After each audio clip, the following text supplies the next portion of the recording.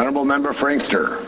Thank you, Mr. Speaker. I would move, seconded by the member from the Maples, that it is important to recognize the 50th anniversary of the Filipino community's presence here in Manitoba, and be it further resolved that the Legislative Assembly of Manitoba acknowledge the valuable contributions that members of the Filipino community have made, which has greatly enhanced the quality of life for all Manitobans.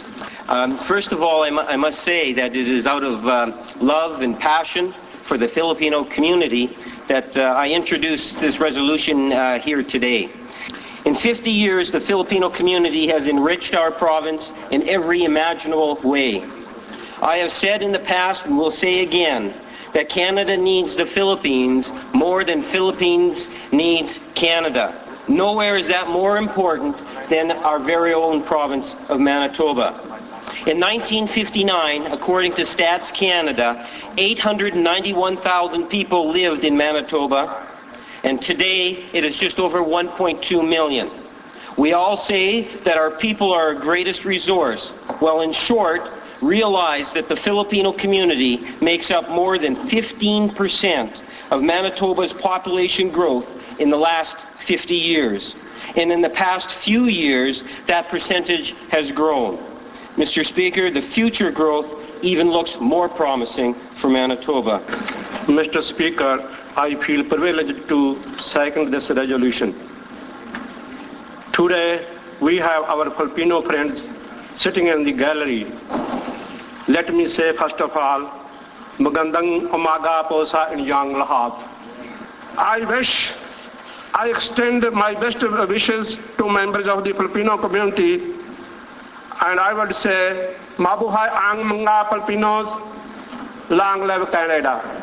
It is a remarkable story of thousands of people making the choice to come to Manitoba, and I think all of us would want to say very clearly that Manitoba today would not be the Manitoba that we know, and it would not be the great Manitoba that we know were it not for the outstanding contributions of members of the Filipino community. Mr. Speaker, 50 years may not seem so long ago that the first Filipinos settled in Manitoba.